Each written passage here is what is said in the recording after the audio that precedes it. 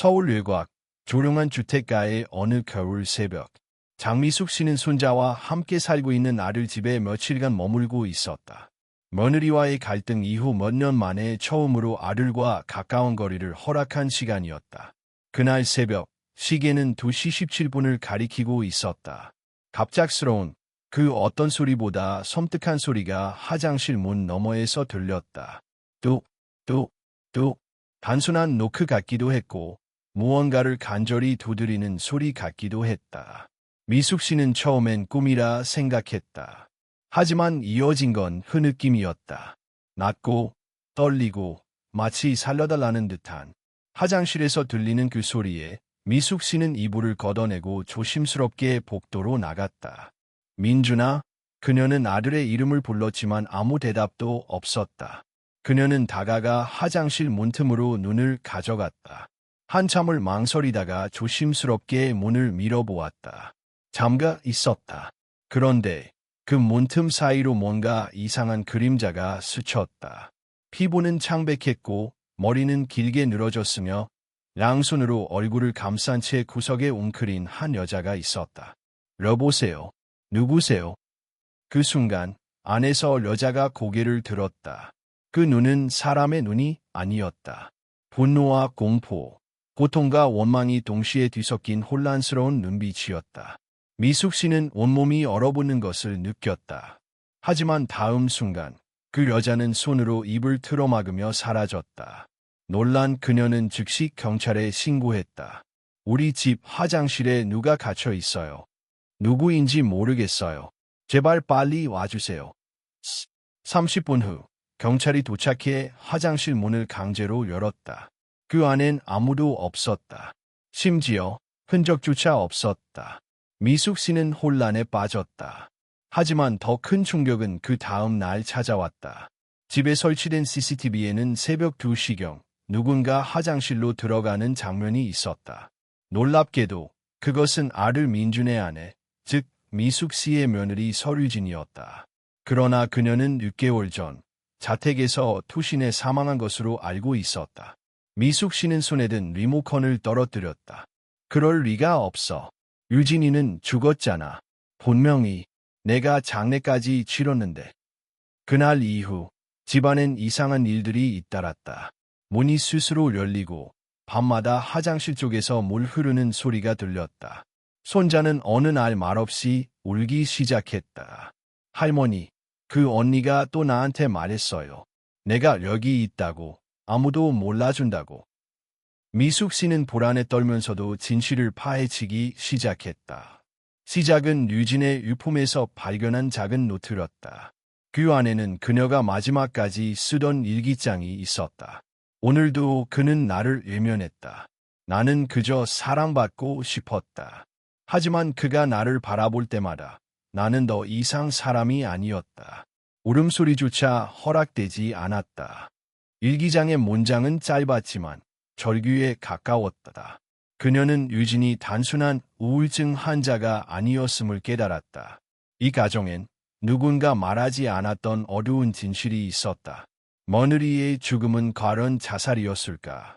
그리고 그날 밤 화장실에서 들은 노크 소리는 살려달라는 마지막 신호는 아니었을까? 미숙 씨는 처음으로 며느리가 죽던 날 밤을 똑바로 바라보았다. 그날 자신은 분명 무언가 들었다. 하지만 귀를 막았고 눈을 감았다. 그건 단지 자기를 위한 평온함을 지키기 위함이었다.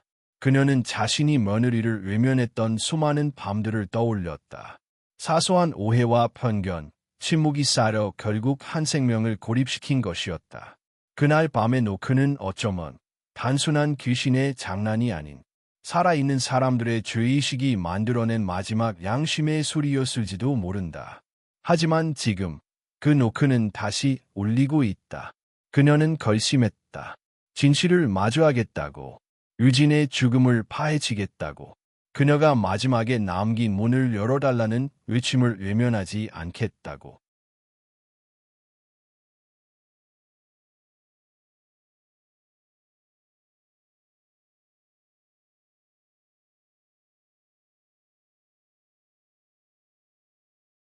다음 날 아침 서울 외곽의 작은 아파트는 고요했지만 장미숙 씨의 마음속은 폭풍우가 몰아쳤다.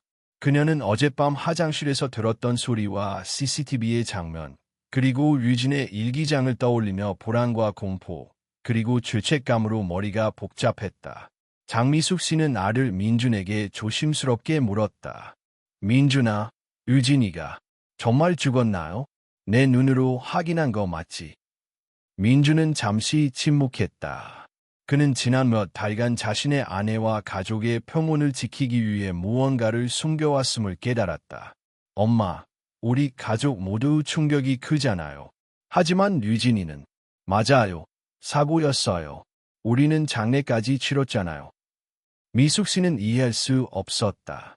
마음속 한구석에서는 유진의 생전 모습과 그날 밤 화장실에서 들은 목소리가 맞물리며 혼란스러웠다. 그녀는 CCTV를 다시 확인했다. 화장실 문으로 들어가는 유진의 모습은 분명 살아있는 사람처럼 보였다. 그녀가 손으로 문을 두드리고 누군가에게 무언가를 요청하는 모습이 분명히 찍혀 있었다. 미숙 씨는 경찰을 다시 불렀다. 죄송하지만 이 장면을 보셨나요? 분명히 누군가 화장실 안에 있었습니다. 경찰은 고개를 가로타며 말했다. 확인해 보겠습니다. 하지만 현재로서는 별다른 증거가 없습니다. 집안의 배관 문제일 수도 있고. 그 말에도 미숙 씨의 보라는 가시지 않았다. 그녀는 자신이 들은 소리가 배관이나 바람 소리일 수 없음을 알고 있었다. 그건 분명 인간의 목소리였고 간절함이 묻어 있었다. 미숙 씨는 유진의 일기장을 다시 펼쳤다. 오늘도 민준 씨는 나를 보지 않았다. 나는 숨을 곳조차 없다. 살려달라고 외치고 싶지만 아무도 내 말을 들어주지 않는다. 나는 점점 투명해지고 있다. 그 문장을 읽으면서 미숙 씨는 소름이 돋았다. 유진은 단순한 우울증 환자가 아니었다. 그녀는 가족 안에서 고립되어 있었고 그 고립이 극단적인 절망으로 이어졌다. 미숙 씨는 고민 끝에 아들 민준과 함께 집안 곳곳을 살펴보기로 했다. 화장실, 주방, 복도, 심지어 옷장까지.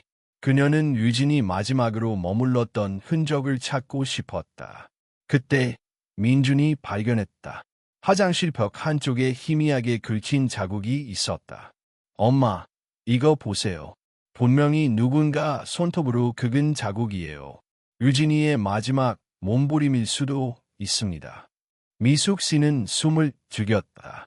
그 자국은 단순한 사고의 흔적이 아니었다. 그녀는 느꼈다. 유진은 마지막 순간까지 살려달라고 간절히 외쳤고 아무도 듣지 않았다는 사실을. 며칠 후 미숙 씨는 지역 주민과 아파트 관리사무소를 찾아갔다. 혹시 이 집에서 이상한 일이 있었나요? 관리인은 머뭇거리다 말했다. 최근 들어 화장실에서 이상한 소리가 난다는 신고가 몇 번 있었어요. 하지만 대부분은 수도관 문제로 생각했습니다.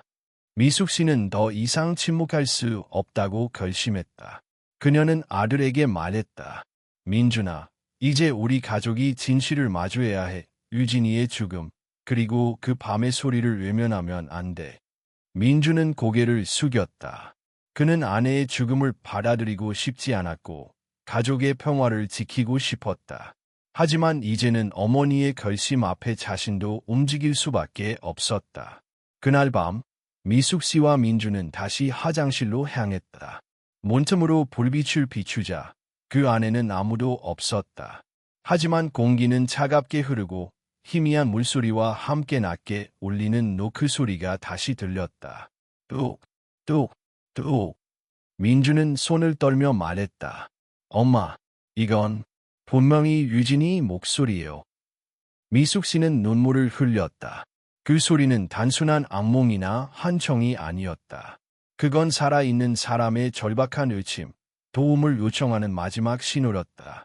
그들은 즉시 경찰에 신고했다. 이번에는 증거가 확실했다. CCTV와 벽에 긁힌 자국, 그리고 화장실 내부의 구조적 이상이 함께 기록되어 있었다. 경찰 조사 결과 유진은 과거에 심각한 정신적 압박을 받으며 가정 내에서 고립되어 있었다는 사실이 밝혀졌다. 그녀는 죽음 직전까지도 자신이 외면받고 있다는 느낌 속에서 살아남기 위해 몸부림쳤다. 미숙 씨는 아들에게 조용히 말했다. 민준아, 중요한 건 우리가 이제라도 그 목소리를 들었다는 거야. 아무리 늦었어도 우리는 유진이의 고통을 외면하지 않았어. 민주는 깊은 숨을 쉬며 말했다. 엄마, 이제 어떻게 해야 할까요? 미숙 씨는 단호하게 답했다. 우선 진실을 밝히고 유진이의 마지막 소망을 존중해야 해. 그녀가 원했던 평화와 이해를 우리 가족이 이어가는 거야. 그날 밤 이후 집안의 공기는 이전과 달리 묘하게 조용하고 안정되었다. 화장실에서 울리던 노크 소리는 더 이상 공포가 아니었다. 그 소리는 가족과 양심을 깨우는 신호로 바뀌었다. 미숙 씨는 다짐했다. 다시는 누구도 이 집에서 외로운 목소리를. 다음 날 아침 민준과 장미숙 씨는 아파트 안팎에서 추가 증거를 수집하기로 결심했다. 화장실과 부엌, 복도, 창고까지 세심하게 살펴본 후 민준은 작은 메모 조각을 발견했다. 유진 씨, 나는 여기서 나가고 싶다. 아무도 내 말을 들어주지 않아. 민준은 손을 떨며 어머니에게 보여주었다. 장미숙 씨는 숨을 죽였다. 이제 그녀는 더 이상 유진의 죽음을 단순한 사고로 받아들일 수 없었다. 그녀는 경찰에 바로 전화를 걸어 새로운 증거를 제출했다. 며칠 후 경찰의 정밀조사 결과가 나왔다. 유진의 아파트 내 배관 문제와 주변 소음은 사고와 관련이 없었고 유진은 마지막 순간까지 심각한 정신적 압박과 고립 속에서 몸부림쳤다는 사실이 확인되었다. 화장실 안에서 들린 소리는 환청이 아니라 실제로 존재했던 유진의 절박한 외침이었다.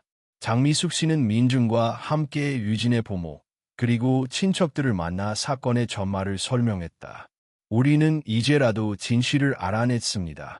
유진은 도움을 간절히 요청했지만 아무도 듣지 않았습니다. 그녀의 목소리를 우리가 다시 들을 수 있었던 것만으로도 다행입니다. 유진의 가족은 충격과 슬픔 속에서 고개를 끄덕였다. 그들은 그동안 유진의 죽음을 단순한 사고로 받아들였지만 이제는 사건의 진실과 그녀의 고통을 마주하게 되었다. 민주는 고민 끝에 기자에게 연락을 취했다. 이 사건은 단순한 개인적 비극이 아니라 사회적 문제로 확산될 수 있습니다. 정신적 고립, 가족 내 폭력, 그리고 주변의 무관심이 유진의 죽음을 초래했습니다. 기자는 관심을 보였고 민준과 장미숙 씨는 증거와 유진의 일기장을 모두 공개했다. 신문과 방송을 통해 사건이 보도되자 사회적 반향이 일기 시작했다. 정신건강 문제, 가정 내 고립, 그리고 사회적 무관심의 위험성에 대한 논의가 활발히 진행되었다. 한편 아파트 관리사무소와 관련 기관들은 조사에 착수했다. 화장실 문제를 단순 배관 문제로 은폐하려 했던 시도가 밝혀졌고 일부 관리자는 책임을 물었다. 장미숙 씨와 민주는 유진의 목소리가 결국 사회적 무관심을 깨우는 계기가 되었다는 사실에 혼란과 안도감을 동시에 느꼈다. 며칠 뒤 장미숙 씨는 민준과 함께 유진이 마지막으로 머물렀던 화장실 앞에 섰다. 여기서 모든 것이 시작됐어. 그리고 이제 끝나야 해. 민주는 침묵하며 어머니의 손을 잡았다. 그들은 유진의 기억을 위해 화장실을 깨끗하게 청소하고 작은 꽃을 놓았다.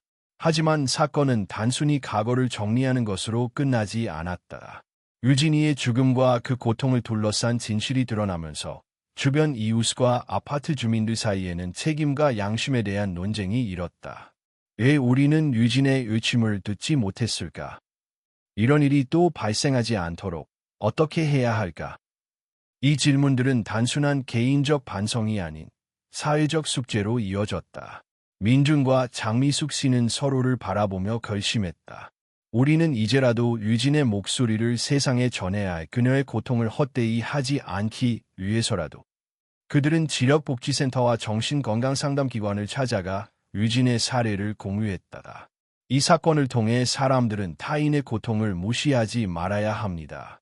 작은 관심과 배려가 한 사람의 생명을 구할 수도 있습니다. 사회적 관심이 높아지자 유사한 사건의 예방책 마련 논의가 시작되었다. 정신건강 지원 프로그램과 가정 내 상담 서비스가 강화되었고 시민들은 유진 사건을 기억하며 서로를 지키려는 움직임을 보였다. 민준과 장미숙 씨는 유진의 집을 정리하면서 그녀가 남긴 유품 속에서 작은 수첩을 발견했다. 수첩에는 유진의 희망과 다짐, 그리고 가족과 사회에 대한 메시지가 담겨 있었다. 나는 살아남지 못했지만 내 목소리가 누군가를 깨울 수 있기를 바랍니다. 나를 기억해 주세요. 그 문장을 읽는 순간 장미숙 씨는 눈물을 흘렸다. 민준아, 유진이는 끝내 우리에게 마지막으로 말하고 싶었던 거야. 우리가 듣지 못한 목소리를 이제 세상에 전하라는 거야. 민준은 고개를 끄덕였다. 엄마, 우리 반드시 그렇게 할게요. 유진이가 우리에게 준 마지막 기회니까. 그날 밤, 집안은 조용했지만 두 사람의 마음속에는 새로운 결심과 사명감이 자리 잡았다. 화장실에서 들리던 노크 소리는 이제 두려움이 아닌 책임과 용기를 일깨우는 신호가 되었다. 다음 날, 민준은 기자회견을 열었다. 유진 씨의 죽음은 단순한 개인적 비극이 아닙니다. 사회적 무관심, 정신적 고립, 그리고 가정 내 폭력의 위험성을 보여주는 사례입니다. 우리는 그녀의 목소리를 기억하고 다시는 이런 일이 반복되지 않도록 노력해야 합니다. 기자와 시민들은 깊은 감동과 충격 속에서 이야기를 들었다. 그들의 눈에는 유진의 얼굴과 그날 밤의 유침이 겹쳐버렸고 사회적 양심과 책임을 되돌아보게 만들었다. 그날 이후 민준과 장미숙 씨는 유진의 이야기를 바탕으로 사회적 캠페인을 시작했다. 정신건강 상담, 가족, 유진의 사건이 사회적으로 알려지고 난 후 민준과 장미숙 씨의 삶에도 작은 변화가 찾아왔다. 이제 그들은 단순한 충격과 슬픔 속에서 머무르지 않고 유진의 목소리를 이어가야 한다는 책임감을 느끼기 시작했다. 민준은 아침마다 유진이 머물던 아파트를 방문하며 주변 이웃들과 대화를 나누었다. 우리는 유진 씨의 유침을 무시하지 않았어야 합니다. 이제라도 그녀를 기억하고 같은 일이 반복되지 않도록 해야 합니다. 이 말은 점차 주변 사람들에게 전해졌고 작은 모임에서 시작된 대화는 점점 커져 지역 사회의 관심으로 확산되었다. 장미숙 씨는 민준과 함께 정신건강 상담센터를 찾아가 자원봉사 활동을 시작했다. 처음에는 단순한 청소와 안내였지만 점점 상담사들의 업무를 돕고 어르신들과 이야기를 나누면서 마음속 깊은 곳에서 치유가 시작되었다. 유진이 남긴 메시지와 수첩 속 글꼴을 떠올리며 그녀가 남긴 불씨를 다시 살려야 한다는 생각이 그녀를 움직였다. 센터에서는 다양한 상담과 프로그램이 운영되고 있었지만 유진의 사건 이후로 참여자 수가 늘어나고 분위기가 달라졌다. 이제는 아무도 혼자가 아니에요. 누군가에게 내 마음을 털어놓을 수 있다는 것이 얼마나 중요한지 알게 되었어요. 어르신들은 조용히 고개를 끄덕이며 그동안 외로움과 고립 속에서 쌓인 감정을 조금씩 풀어놓기 시작했다. 민준은 점점 유진의 의지를 이어 사회적 활동에도 나서게 되었다. 지역사회복지와 런기의 타인의 의침에 귀 기울이기 캠페인을 시작했고 청소년과 대학생들을 대상으로 정신건강과 사회적 책임에 대한 강연을 진행했다. 강연에서 그는 진심 어린 목소리로 말했다. 한 사람의 작은 목소리도 세상을 바꿀 수 있습니다. 우리는 그 목소리를 외면하지 않아야 합니다. 유진 씨의 죽음은 우리 모두에게 주어진 경고이자 행동의 기회입니다. 장미숙 씨 또한 변화를 느꼈다. 그녀는 민준과 함께 매주 아파트 단지 내 소규모 모임을 열고 이웃 간 소통과 관심을 촉진하는 프로그램을 운영했다. 어린아이들부터 노인까지 각 세대가 참여해 서로의 이야기를 나누고 작은 도움과 배려를 실천하기 시작했다. 이러한 과정 속에서 그녀는 자신 또한 유진과 민준을 통해 마음의 치유를 경험하고 있음을 깨달았다. 센터에서는 유진의 사건을 바탕으로 위기 대응과 상담 매뉴얼을 새로 만들었다. 정신적 위기에 처한 사람을 조기에 발견하고 가족과 사회가 함께 돕는 시스템을 구축하기 위한 시도였다. 민준과 장미숙 씨는 현장에서 직접 참여하며 유진이 남긴 메시지를 적용해 사례 연구와 워크숍을 진행했다. 우리는 유진 씨의 마음을 기억하며 같은 실수를 반복하지 않도록 해야 합니다. 그녀가 우리에게 준 마지막 선물입니다. 어느 날 저녁, 민주는 장미숙 씨와 함께 아파트 주변을 걷고 있었다. 길거리 가로등 아래 그는 조용히 말했다. 엄마, 유진이 덕분에 저 자신도 많이 달라졌어요. 그녀가 남긴 불꽃이 제 마음속에서도 타오르고 있어요. 장미숙 씨는 아들의 어깨를 살짝 두드리며 미소 지었다. 그래, 민준아. 유진이는 비록 떠났지만 우리 안에서 계속 살아있어. 그녀의 불꽃이 우리를 움직이고 있잖아. 그때 아파트 근처 작은 공터에서 아이들이 놀고 있는 모습이 눈에 들어왔다. 서로의 실수와 다름을 받아들이고 작은 배려를 실천하는 모습에서 민준과 장미숙 씨는 새로운 희망을 느꼈다. 그 희망은 단순한 감정이 아닌 행동으로 이어져 지역 사회 속에서 확산될 준비가 되어 있었다. 민준은 유진의 사진과 수첩을 들고 지역 도서관에서 유진 기억의 날 프로그램을 기획했다. 이 프로그램은 정신건강과 공동체 의식을 강화하고 사람들에게 타인의 목소리에 귀 기울이는 법을 알리는 자리였다. 첫 행사에서 민준은 차분히 말했다. 유진 씨는 더 이상 우리 곁에 없지만 그녀의 목소리는 우리를 움직였습니다. 우리는 그녀의 의침을 기억하며 매일 조금씩 사람들의 마음을 지켜낼 것입니다. 참석자들은 눈물을 글썽이며 고개를 끄덕였고 일부는 자신의 경험을 공유하며 서로를 위로했다. 그날 민준과 장미숙 씨는 유진이 남긴 불꽃이 사회적 변화와 개인적 치유로 이어지고 있음을 똑똑히 느꼈다. 한 달 뒤 센터에서는 새로운 프로그램이 시작되었다. 유진의 마음 불꽃 프로젝트는 정신적 고립과 이기에 처한 사람들을 돕고 지역 사회의 관심과 배려를 촉진하는 활동이었다. 민준과 장미숙 씨는 이 프로젝트에 참여하며 유진이 남긴 불꽃을 넓은 세상으로 확산시키는 역할을 맡았다. 센터의 어르신들과 청소년, 지역 주민들은 함께 모여 작은 연극과 음악 공연을 준비했다. 그 속에는 유진의 이야기와 타인의 고통에 귀 기울여야 하는 메시지가 녹아 있었다. 마지막 공연 날, 민준은 관객들을 바라보며 깊은 숨을 내쉬었다. 오늘 우리는 유진 씨의 목소리를 기억하며 서로의 마음을 이해하고 지켜내는 법을 배웠습니다. 그녀가 우리에게 준 불꽃은 이제 우리 모두의 것이 되었습니다. 공연이 끝난 후 장미숙 씨는 아들의 어깨를 감싸 안았다. 민준아, 우리는 이제 과거의 아픔을 넘어 새로운 길을 걷고 있어. 유진이의 불꽃이 우리 안에서 계속 타오르고 있구나. 민준은 고개를 끄덕이며 마음속으로 유진에게 다짐했다. 유진아, 내가 남긴 불꽃을 잊지 않을게. 시간이 흐르면서 민준과 장미숙 씨, 그리고 유진이 남긴 메시지는 지역 사회 곳곳에 자리 잡기 시작했다. 아파트 단지와 근처 학교, 작은 카페와 도서관에서 타인의 목소리에 귀 기울이기 캠페인과 워크숍이 열렸다. 민준은 매주 강연과 토론회를 진행하며 유진이 남긴 불꽃을 사람들의 마음속으로 전파했다. 우리가 기억해야 할 것은 단순한 사건이 아니라 한 사람의 의침이 어떻게 세상을 바꿀 수 있는지입니다. 유진 씨는 우리 모두에게 기회를 주었어요. 그 기회를 외면하지 맙시다. 청중은 고개를 끄덕이며 자신의 삶 속에서 적용할 방법을 찾기 시작했다. 일부 청소년들은 캠페인에 자발적으로 참여했고 노인들은 모임에서 서로의 경험을 공유하며 외로움을 덜어냈다. 한편 센터에서는 유진의 이름을 딴 마음의 불꽃 프로그램이 시작되었다. 정신적 위기와 외로움에 처한 사람들에게 조기 지원을 제공하고 자원봉사자들이 함께 돌보는 체계였다.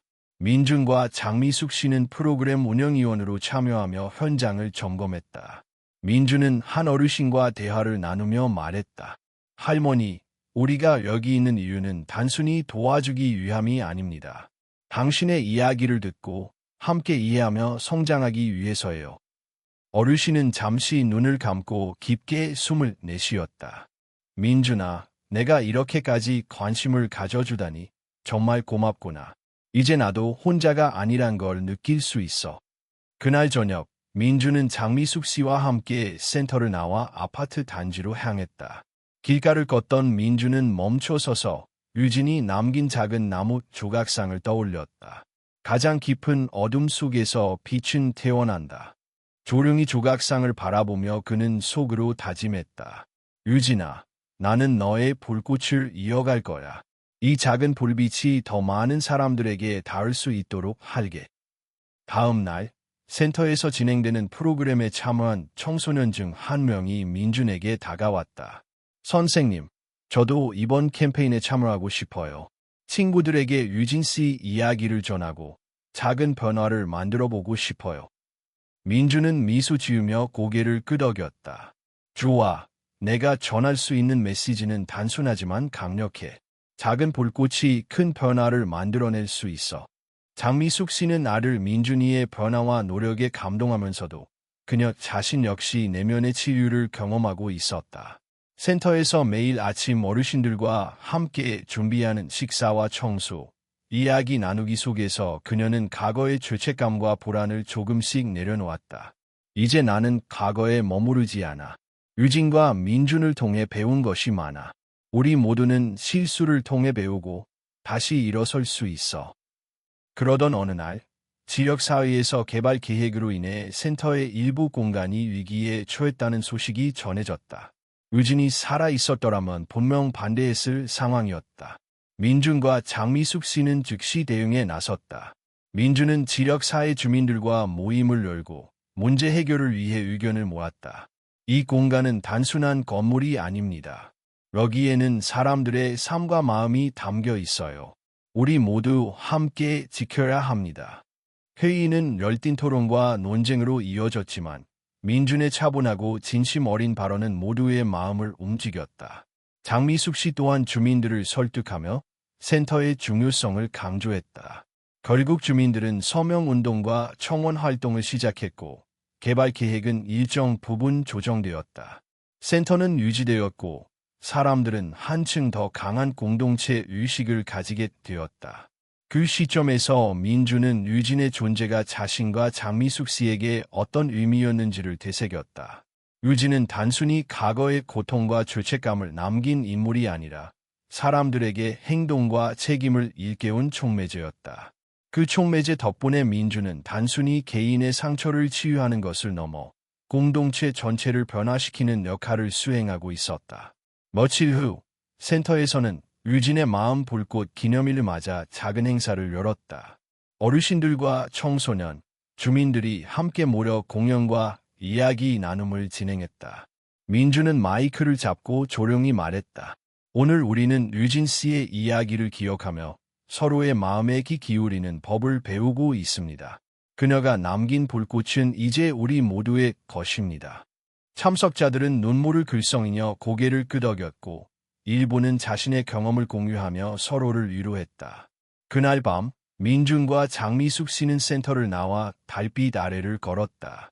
엄마, 유진이의 불꽃이 우리 안에서 계속 타오르고 있어요. 이제 단순한 기억이 아니라 행동과 변화로 이어지고 있죠. 장미숙 씨는 봄이 찾아오자 평안 국밥 주변의 공기는 한층 더 따뜻해졌다. 민준과 장미숙 씨, 그리고 센터의 자원봉사자들은 매일 아침 어르신들과 함께 청소하고 식사를 준비하며 하루를 시작했다. 유진이 남긴 메시지와 작은 나무 조각상은 여전히 센터 한켠에서 빛나며 사람들에게 용기와 희망을 전했다. 하루는 민준이 센터에서 청소년들과 함께 봉사활동을 진행하고 있을 때였다. 한 소녀가 민준에게 다가와 조심스럽게 말을 걸었다. 선생님, 저 유진 씨 이야기를 듣고 감동받았어요. 저도 사람들에게 도움을 주고 싶어요. 어떻게 시작해야 할까요? 민준은 잠시 소녀를 바라보다가 미소 지었다. 좋아요. 가장 중요한 건 마음을 열고 작은 행동부터 시작하는 거예요. 작은 친절이 모이면 큰 변화를 만들 수 있습니다. 그날 오후 센터에서는 정기 모임이 열렸다. 주민들과 자원봉사자들이 모여 각자의 경험을 공유하며 서로에게서 배우는 시간이었다. 장미숙 씨는 조용히 한쪽 구석에서 이야기를 듣고 있다가 자리에서 일어났다. 여러분, 우리가 여기 모인 이유는 단순히 봉사활동을 위해서가 아닙니다. 서로의 이야기를 듣고 이해하고 함께 성장하기 위해서예요. 유진 씨가 우리에게 남긴 메시지는 바로 그것을 실천하라는 뜻이었습니다. 어르신 중 한 분이 조용히 손을 들고 말했다. 장미숙 씨, 우리는 오랜 세월 외로움 속에서 살았어요. 하지만 이곳에서 사람들의 관심과 사랑을 느끼며 살아갈 용기를 얻습니다. 감사합니다. 장미숙 씨는 눈시울이 붉어지며 고개를 끄덕였다. 저 역시 여러분 덕분에 과거의 고통을 조금씩 내려놓고 있어요. 우리가 서로에게 손을 내밀 때 진정한 치유가 시작되는 것 같아요. 그날 모임 후 민주는 센터 뒤뜰에서 작은 정원 일을 하고 있었다. 소미 씨가 다가와 미소 지었다. 민준 씨, 오늘 모임 정말 감동적이었어요.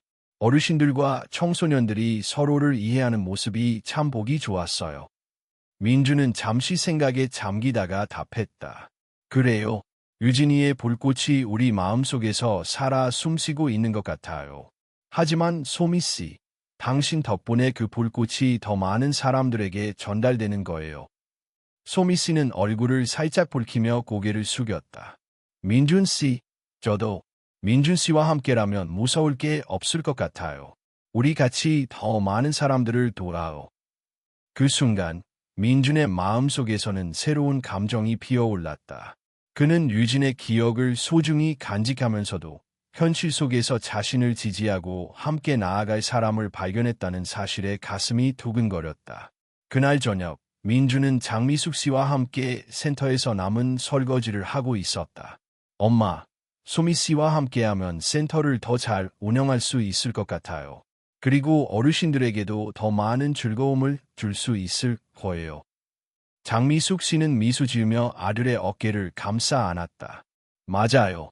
민준아, 중요한 건 내가 선택한 길을 믿고 함께하는 사람들과 마음을 나누는 거예요. 다음 주 센터에서는 새로운 프로그램이 시작되었다. 청소년과 어르신이 함께하는 세대 공감 프로젝트였다. 민주는 프로젝트를 기획하며 각 세대가 서로의 이야기를 듣고 작은 선행을 실천하도록 유도했다. 프로젝트 첫날, 한 청소년이 할아버지에게 다가가 물었다. 할아버지, 저희가 심은 나무가 잘 자랄 수 있도록 조언해 주세요. 강씨 할아버지는 미소를 지으며 말했다. 좋다. 내가 마음을 다해 돌보면 나무도 사람도 건강하게 자라지. 청소년은 고개를 끄덕이며 신중하게 나무를 심었다. 그 모습을 바라보던 민주는 속으로 중얼거렸다. 이 작은 행동이 결국 서로의 마음을 연결하는 불꽃이 될 거야. 센터에서의 일상이 안정되면서 민준과 소미 씨 사이에는 점점 더 깊은 유대가 형성되었다. 서로의 생각을 존중하고 각자의 역할을 인정하며 함께 일하는 과정 속에서 자연스럽게 신뢰와 사랑이 싹텄다. 그러던 어느 날, 소미 씨가 조용히 말했다. 민준 씨, 우리 혹시 다음 주말에 함께 센터 행사 준비하면서 점심도 같이 먹을래요? 민준은 잠시 웃으며 대답했다. 좋아요. 함께하면 더 즐겁겠죠. 하지만 중요한 건 우리가 여기서 하는 일이 사람들에게 얼마나 큰 힘이 되는지를 잊지 않는 거예요. 소미 씨는 웃으며 고개를 끄덕였다. 맞아요. 사람들의 마음을 열어주는 것이 가장 중요한 일이죠. 그날 밤, 민주는 집으로 돌아와 유진의 조각상을 바라보았다.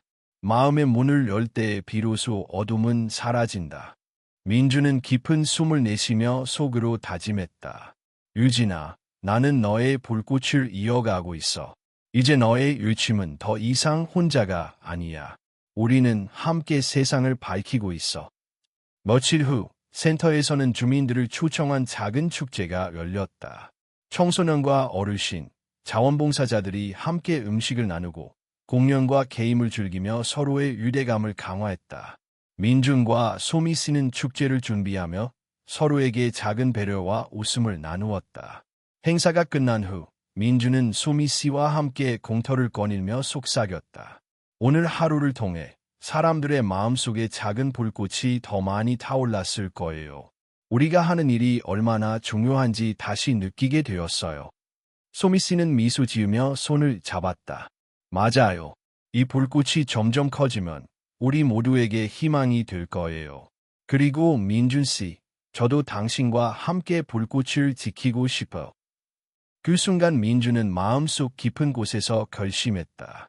유진아, 나는 이제 과거에 머물지 않고 앞으로 나아갈 거야. 사람들의 마음을 연결하고 선한 영향력을 퍼뜨리며 살아갈 거야. 너의 불꽃은 내 안에서 계속 살아있어. 이렇게 민준과 소미 씨, 그리고 장미숙 씨는 센터와 지역 사회 속에서 서로의 마음을 이해하고 사람들을 돕는 새로운 관계를 만들어갔다. 유진의 불꽃은 여전히 그들의 삶 속에서 타올랐고 사람들의 마음속 작은 희망의 씨앗이 되었다. 여름이 찾아오며 평안국밥과 센터의 일상은 점점 더 바빠졌다. 민준과 소미 씨, 장미숙 씨, 그리고 자원봉사자들은 매일 아침부터 늦은 저녁까지 어르신들을 돌보고 청소년 프로그램을 운영하며 하루를 보내고 있었다. 그러나 겉으로 보기에는 평화로워 보였던 일상 속에도 새로운 시련이 서서히 다가오고 있었다. 하루는 센터의 새로운 행정 담당자가 파견되었다. 그는 민준과 소미 씨에게 갑작스럽게 센터 운영 방식에 대한 의문을 제기하며 예산과 프로그램 계획의 세부 사항을 검토하겠다고 했다. 민준은 표정은 차분했지만 마음속에서는 불안이 솟구쳤다. 어떻게든 센터를 지켜야 해. 유진이의 불꽃이 헛되지 않도록 해야 한다. 소미 씨는 민준의 손을 잡으며 속삭였다.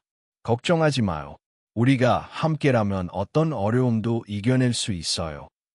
하지만 상황은 점점 더 복잡해졌다. 센터 주변에 새로운 개발 계획이 추진되면서 일부 건물주와 투자자들이 센터 부지를 매입하려고 압박을 가하기 시작했다. 강씨 할아버지와 다른 어르신들은 이 사실을 알고 크게 불안해했다. 여기서 우리가 또 쫓겨나야 한다면 강씨 할아버지는 말을 잇지 못하며 창밖을 바라보았다. 민준은 할아버지의 어깨를 잡으며 말했다. 걱정 마세요. 우리는 포기하지 않을 거예요. 여러분을 지켜낼 방법을 찾을 거예요. 며칠 후 센터 내부에서 긴급 회의가 열렸다. 민준과 소미 씨는 프로그램 기획과 재정 계획을 면밀히 검토하며 행정 담당자와 협의했다. 하지만 개발 압력과 내부 문제로 인해 갈등은 깊어졌다. 이렇게 가다가는 센터가 위험에 처할 수 있어요. 소미 씨가 조용히 말했다. 그래도 우리가 해야 할 일은 변하지 않아요. 포기하면 안 돼요. 민준은 단호하게 대답했다. 그날 밤 민준은 센터 뒤뜰에서 혼자 별을 바라보며 생각에 잠겼다. 유진이의 조각상이 달빛 아래 은은하게 빛나고 있었다. 민준은 속으로 말했다. 유진아, 지금 내가 옆에 있었다면 뭐라고 말했을까? 용기를 내라고 했겠지. 그 순간 민준의 마음속에 지난 날의 불안과 두려움이 스며들었다. 과거의 실패라 죄책감이 다시금 그의 마음을 압박했다. 그는 잠시 눈을 감고 깊게 숨을 내쉬었다. 다음 날 센터에는 뜻밖의 방문자가 나타났다. 한 기자가 민준과 소미 씨를 찾아왔다. 여기 센터와 관련한 소식을 듣고 취재하러 왔습니다.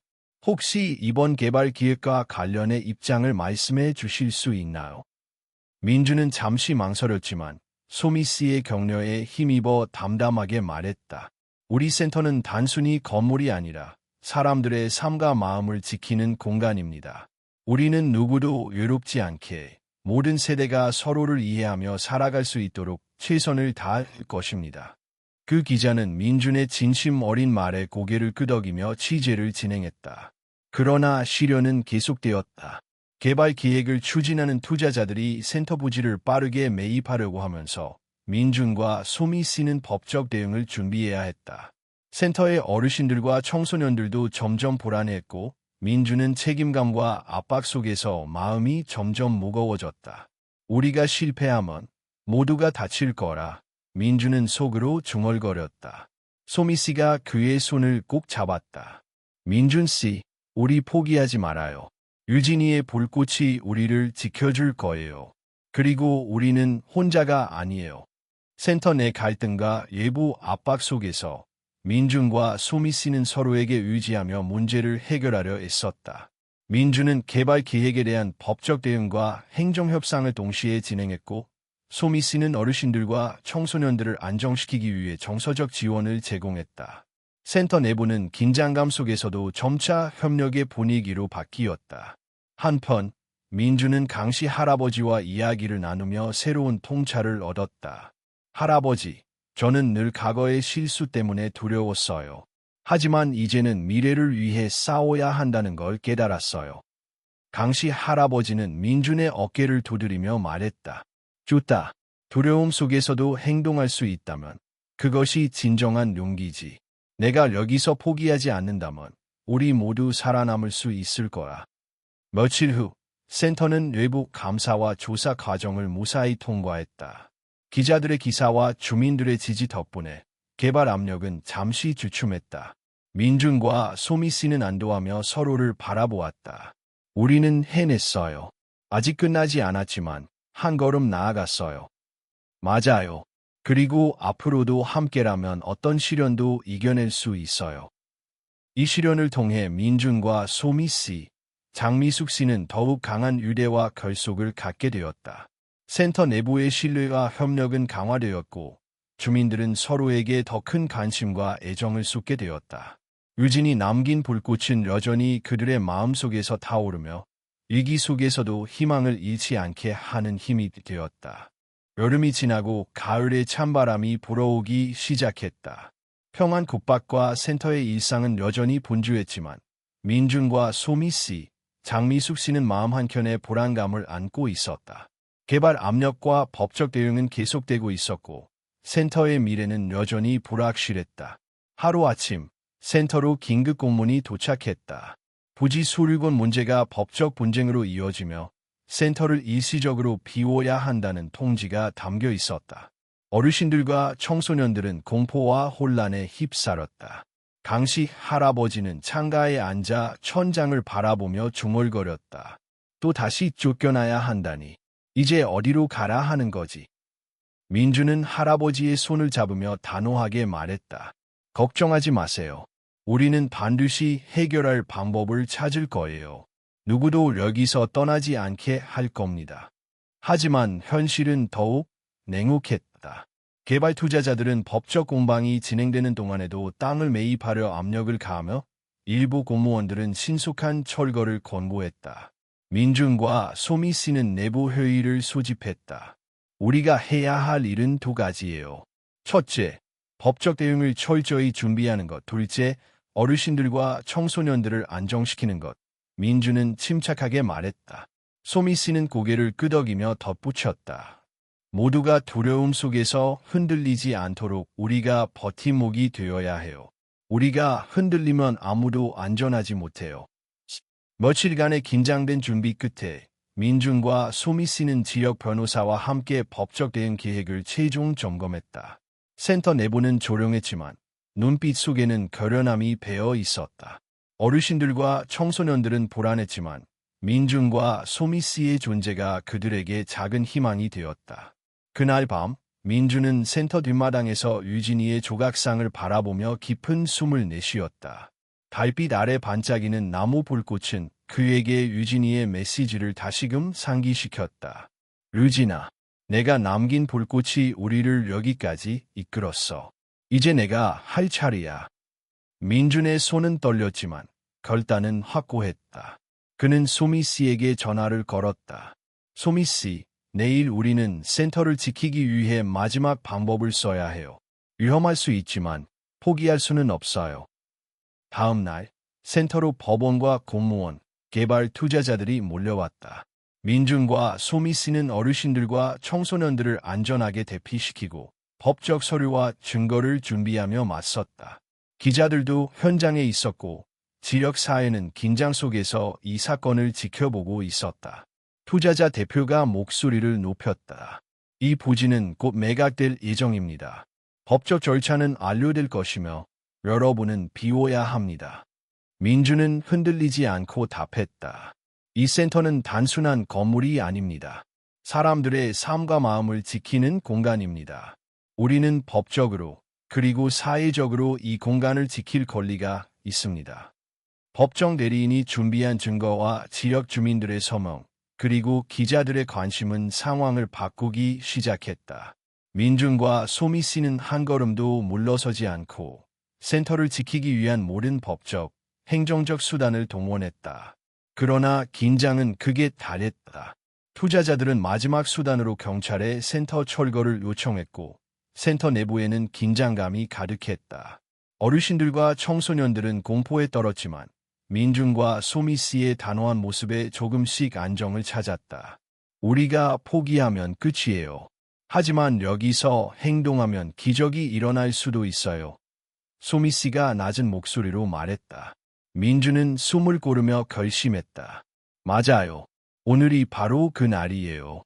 모두 안전하게 지킬 거예요. 유진이의 불꽃처럼 우리도 꺼지지 않을 용기를 보여줘야 해요. 법적 심사가 진행되며 주민과 기자들의 압력, 그리고 민준과 소미 씨의 논리적인 대응이 결합되어 결국 센터 철거 명령은 일시 보류되었다. 긴장이 풀리자 어르신들은 안도의 한숨을 내쉬었다. 강씨 할아버지는 민준의 어깨를 두드리며 말했다. 내가 여기서 포기하지 않았기 때문에 우리 모두 살아남았구나. 민준은 그 말을 듣고 마음속 깊이 안도감을 느꼈다. 센터를 지켜낸 후 민준과 소미 씨, 장미숙 씨는 한동안 서로를 껴안으며 눈물을 흘렸다. 그들은 이 과정에서 단순히 건물을 지킨 것이 아니라 사람들의 삶과 마음을 지켜낸 것이었다. 유진이의 조각상은 여전히 달빛 아래 반짝이며 그들에게 용기와 희망을 상기시켰다. 이번 시련을 통해 민준과 소미 씨는 자신들의 한계를 시험받았지만 서로의 믿음과 의지로 극복할 수 있었다. 센터 내부의 결속은 강화되었고 지역사회는 그들의 용기와 헌신을 인정하게 되었다. 센터 철거 위기가 일시적으로 해소된 후 민준과 소미 씨, 장미숙 씨는 한숨을 돌리며 센터 내부를 정리하고 있었다. 그러나 안도감은 오래 가지 않았다. 아직 완전히 끝난 것은 아니었다. 법적 공방과 개발 압력은 여전히 그들의 머리 위를 맴돌고 있었고 어르신들과 청소년들의 보란도 쉽게 가시지 않았다. 하루아침 강씨 할아버지가 민준의 사무실로 천천히 걸어왔다. 그의 얼굴에는 평소와 달리 깊은 걱정과 긴장이 묻어 있었다. 민준 씨, 오늘 아침에 이상한 일이 있었습니다. 새벽에 누군가 센터 문을 두드리는 소리가 들렸어요. 저는 문틈으로 밖을 살폈지만 아무도 없었습니다. 어쩌면 누군가 우리를 시험하는 걸지도 모릅니다. 민준은 할아버지의 손을 잡고 진정시키며 말했다. 걱정 마세요. 우리 모두 안전합니다. 하지만 반드시 확인해야 할 일이군요. 소미 씨, 오늘은 CCTV와 센터 주변을 점검합시다. CCTV 확인 결과 전날 밤 외부에서 의문의 발자국과 작은 그림자가 포착되었다. 누군가 센터 주변을 은밀하게 살피고 있었던 것이다. 민준과 소미 씨는 즉시 지역 경찰에 신고하고 센터 경비를 강화했다. 그날 오후 민준은 소미 씨와 함께 센터 호미의 창고를 점검했다. 창고 문을 열자 낯익은 물건과 편지 더미가 놓여 있었다. 민준은 조심스럽게 편지를 꺼내 읽기 시작했다. 편지 속에는 한때 센터를 위협했던 투자자 측 내부자의 양심 고백이 담겨 있었다. 그는 개발 과정에서 불법과 부정을 저질렀음을 자백하며 센터를 지키는 사람들이 올바른 길을 걷고 있음을 인정했다.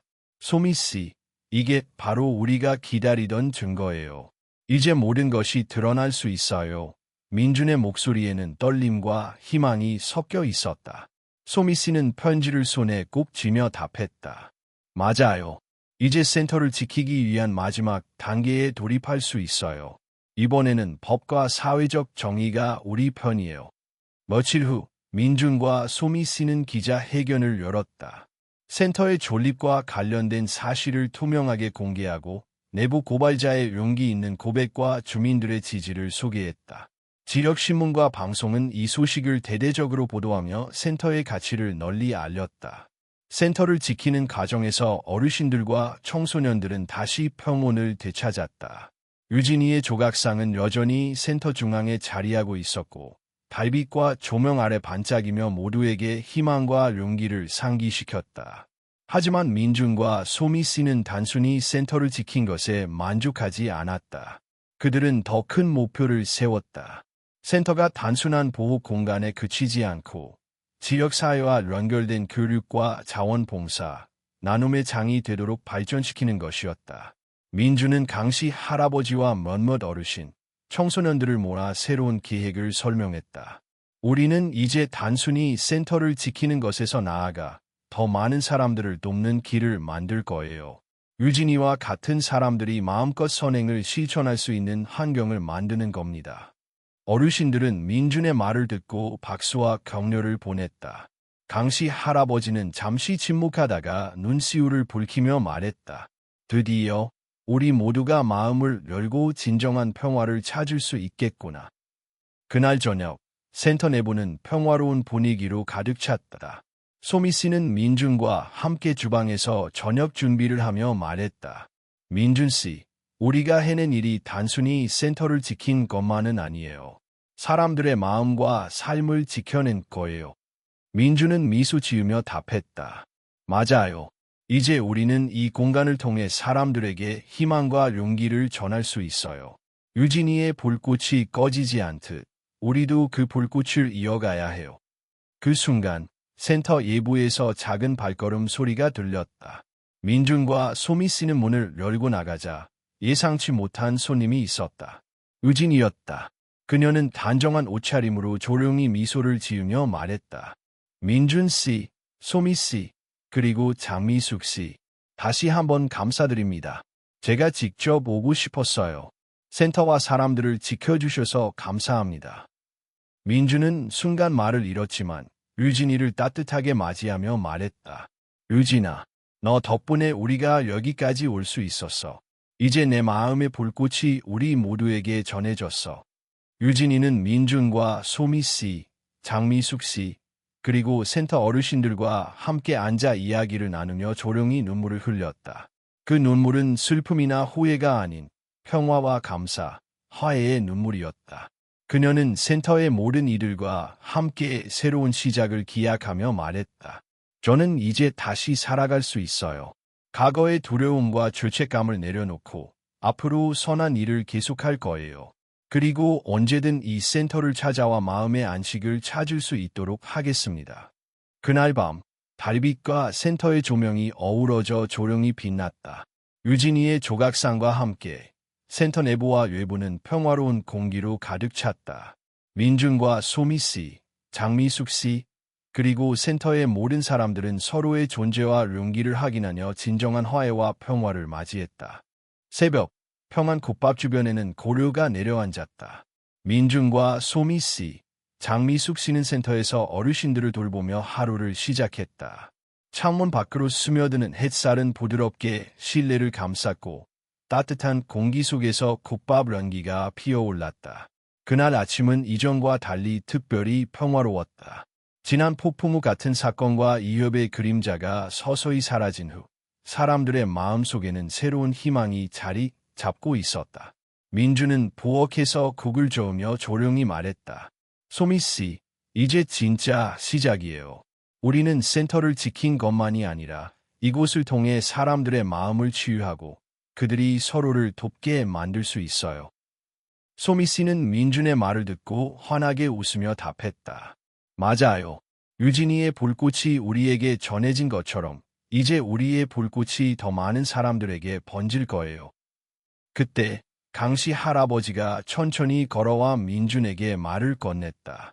민준 씨, 오늘은 특별한 날이 될 거예요. 센터에 새로운 손님이 오기로 했습니다. 그들은 우리에게 또 다른 희망을 가져다 줄 사람들이에요. 민준은 할아버지의 눈빛을 보고 고개를 끄덕였다. 알겠습니다. 모두가 함께 맞이해야겠군요. 오전 내내 센터는 평온하게 운영되었다. 어르신들은 아침 식사를 하고 작은 정원에서 산책을 즐겼다. 청소년들은 민준과 소미 씨의 지도 아래 교육과 놀이를 병행하며 시간을 보냈다. 센터 내부는 활기와 평화가 공존하는 공간이 되었다. 그때 문 밖에서 작은 발소리가 들렸다. 민준과 소미 씨는 고개를 돌려보니 유진이가 조용히 센터 문을 열고 들어왔다. 그녀는 이전보다 성숙해진 모습이었고 얼굴에는 평화로운 미소가 번져 있었다. 유진이는 손에 작은 나무 상자를 들고 있었다. 민준 씨, 소미 씨, 장미숙 씨, 오늘 이 상자를 드리러 왔어요. 제가 센터와 사람들을 지켜주신 분들께 작은 감사의 표시를 하고 싶었어요. 민준은 순간 말을 잃었지만 유진이를 따뜻하게 맞이하며 손을 내밀었다. 유진아, 너 덕분에 우리가 여기까지 올 수 있었어. 이제 내 마음의 불꽃이 우리 모두에게 전해졌어. 유진이는 상자를 부드럽게 내려놓았다. 상자 안에는 정교하게 만든 작은 조각상과 편지가 있었다. 편지에는 그녀의 지난 죄와 두려움을 되돌아보며 이제는 다른 사람들을 돕는 삶을 살겠다는 다짐이 담겨 있었다. 민준과 소미 씨, 장미숙 씨, 그리고 센터 어르신들은 조용히 편지를 읽으며 눈시울을 붉혔다. 그날 오후 민준과 소미 씨, 장미숙 씨는 센터 안에서 회의를 열었다. 우리는 단순히 센터를 운영하는 것에서 그치지 않고 지역사회와 연결된 프로그램을 개발해야 해요. 어르신들과 청소년들이 서로를 돌보고 나눔과 배려를 배우는 공간으로 만들고 싶어요. 소미 씨는 미소 지으며 말했다. 맞아요. 유진이가 우리에게 보여준 용기와 선행을 계속 이어가는 거예요. 이곳이 단순한 센터가 아니라 희망과 화해의 상징이 되도록 해야 해요. 그날 저녁, 센터 내부는 따뜻한 분위기로 가득했다. 어르신들은 저녁 식사를 하며 조용히 웃었고 청소년들은 서로의 이야기를 나누며 즐거워했다. 민주는 소미 씨와 함께 주방에서 국밥을 준비하며 속으로 생각했다. 우리는 이제 단순히 과거의 그림자를 벗어나 새로운 시작을 할 수 있어. 유진이처럼 우리 모두가 마음속 불꽃을 지켜나갈 거라. 밤이 찾아오자 센터 주변에는 달빛이 부드럽게 내려앉았다. 유진이의 조각상은 센터 중앙에 놓여 은은한 빛을 발하며 모두에게 희망을 전하고 있었다. 민주는 소미 씨와 함께 조각상을 바라보며 말했다. 유진이의 불꽃이 이렇게 우리에게 빛을 주고 있어요. 이제 우리는 그 빛을 다른 사람들에게 나누어 줄 차례예요. 소미 씨는 조용히 미소 지으며 고개를 끄덕였다. 그렇죠. 선한 마음에서 시작된 일은 반드시 다른 이에게도 전해지니까요. 그 순간 센터 문 밖에서 작은 노크 소리가 들렸다. 과거에는 공포와 두려움에 시누렀던 소리였지만 이번에는 달랐다. 따뜻하고 부드러운 희망의 소리였다. 민준과 소미 씨, 장미숙 씨는 서로를 바라보며 미소 지었다.